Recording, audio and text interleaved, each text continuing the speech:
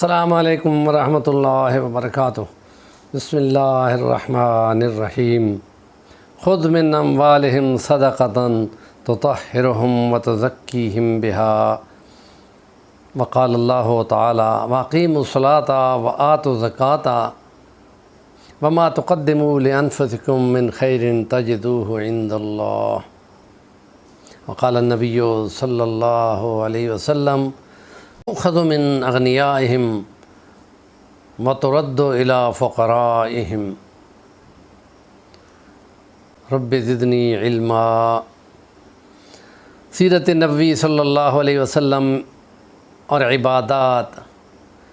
کہ کیسے ان عبادات کا سیٹ اپ ہے جو نبی پاک صلی اللہ علیہ وسلم نے دیا، اور وہ خدا کی رہنمائی میں تمام عبادات کو مکمل کرتے ہیں، جس میں کلمہ ہے، نماز ہے، روزہ ہے، زکوٰۃ ہے، حج ہے، اور یہ عبادات ہیں 5 پلر آف اسلام۔ تو یہ زکوٰۃ تیسرا ستون ہے نظام اسلام کا، کہ جس سے تمام مالی امور کو سیدھا کیا جاتا ہے، چاہے وہ صدقہ خیرات کی صورت میں ہوں، ویلفیئر کی صورت میں ہوں،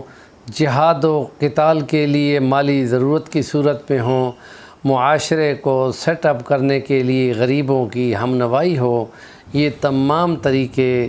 نبی پاک صلی اللہ علیہ وسلم کی سیرت میں ہمارے سامنے آتے ہیں، اور نبی پاک صلی اللہ علیہ وسلم نے اس کے لیے یہ طریقہ بتایا کہ یہ مقداریں ہیں زکوٰۃ کی۔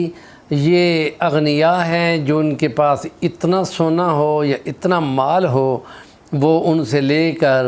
غریبوں میں تقسیم کیا جاتا ہے جو کہ مسلمان ہوں، اور جو نان مسلم ہوں ان کے لیے اور ایک مد ہے جو غیر مسلموں سے ہی لی جاتی ہے اور غیر مسلموں میں ہی تقسیم کی جاتی ہے۔ اسلام کا یہ عادلانہ نظام ہے، اور اس لیے اس میں ان تمام امور کو احاطہ کیا ہوا ہے۔ اور یہ زکوٰۃ جو ہے، اس سے مال پاک ہوتا ہے، اس سے دل مطہر ہوتے ہیں، اور جو کنجوسی اور مال کا ہوس ہے وہ اس سے لگ کر اس کو پاک کر دیتا ہے۔ اور وہاں وارننگ بھی موجود ہے کہ جن کو خزانوں کے ذریعے سے آزمایا گیا اور اس نے اپنے مال میں سے